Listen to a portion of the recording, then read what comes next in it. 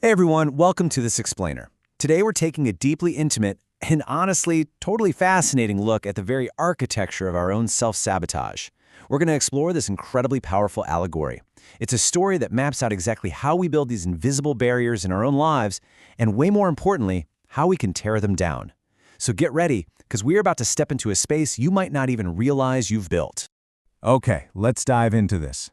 Just imagine for a second, if your mind had a hidden room, a room that absolutely nobody else could enter, a room that, just lurking in the shadows, silently controlled the entire trajectory of your life.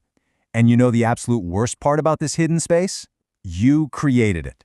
Yeah, this isn't a room forced upon you by the outside world. It's a room constructed entirely by your own mind. To really understand how this happens, we're going to follow the journey of a simple white stickman. Section 1. Discovering the hidden door, the architecture of our minds. So our story begins with our protagonist, just a normal stickman living a totally normal life, when suddenly he notices this strange black door in his room. It doesn't have a handle, there's no label, and he definitely doesn't remember seeing it there before. And this brilliantly illustrates the timeline of how ignored anxiety actually operates. Just look at this escalation. On day 1, he just kind of ignores the strange new door, hoping it'll just magically vanish. Days pass, but every single morning, boom, the black door is still there. By week 2, the silence breaks. One night, he hears this very quiet, strangely familiar voice whisper, "Open it." He walks closer, his heart is beating a little faster, but right before he touches it, another voice interjects, "Don't." So he steps back. By month 1, he realizes ignoring it just isn't working anymore. The door is actively growing bigger. It's actually moving closer. The psychological tension is really building up here, and his life is starting to get very, very strange. Section 2. The cost of avoidance, when fear dictates your actions.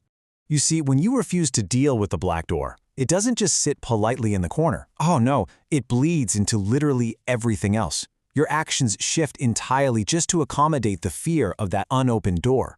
Let's look at what the stickman's life actually becomes. It turns into this strange life of constant avoidance. He starts avoiding difficult work. He starts avoiding people. He even begins avoiding his own dreams. And I really want you to relate this to your own life right now. Have you ever noticed that every single time something truly important appears, like, I don't know, a new opportunity, a chance for connection, a creative risk, the black door suddenly appears too? It looms larger. It gets closer. The stickman finally asks the door, "What are you?" But there's no answer, just a haunting silence that completely dictates his every move.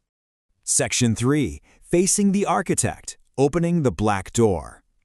Finally, the tension reaches an absolute breaking point. One night, he decides he literally can no longer live with the avoidance. So he steps up to the door and he opens it. Inside, he doesn't find some terrifying monster, but rather a trapped, silent version of himself, just sitting there surrounded by broken goals. He looks up at the wall and reads, "Not good enough."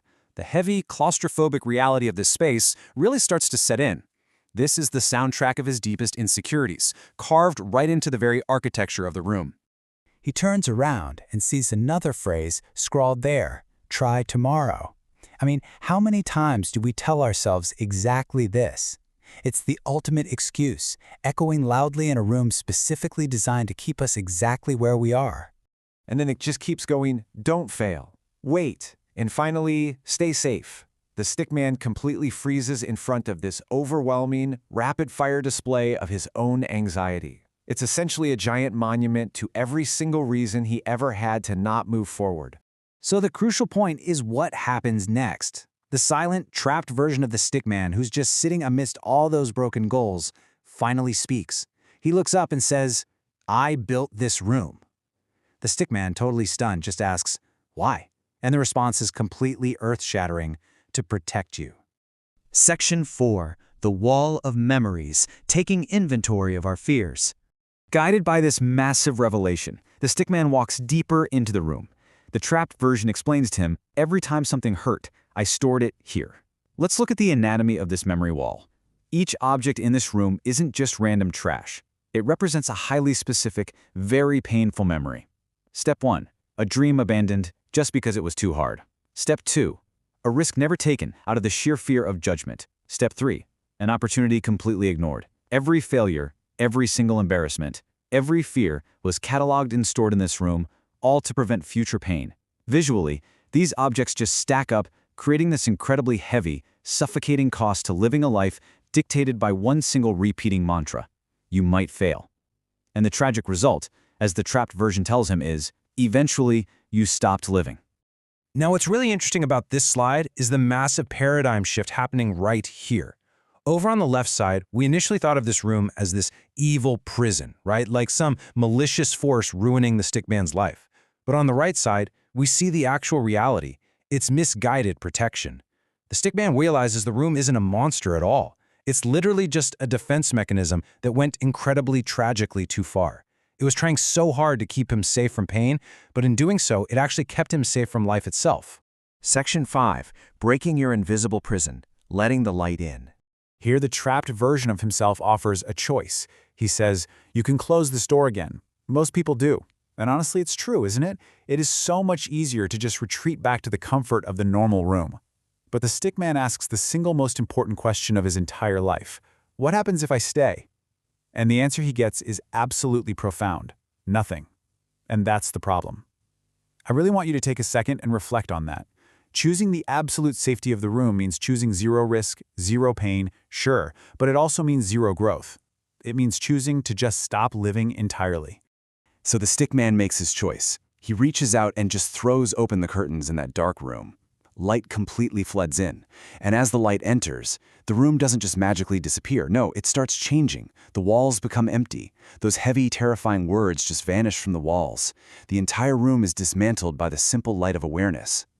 The trapped version stands up, and right before leaving, it reveals its true identity.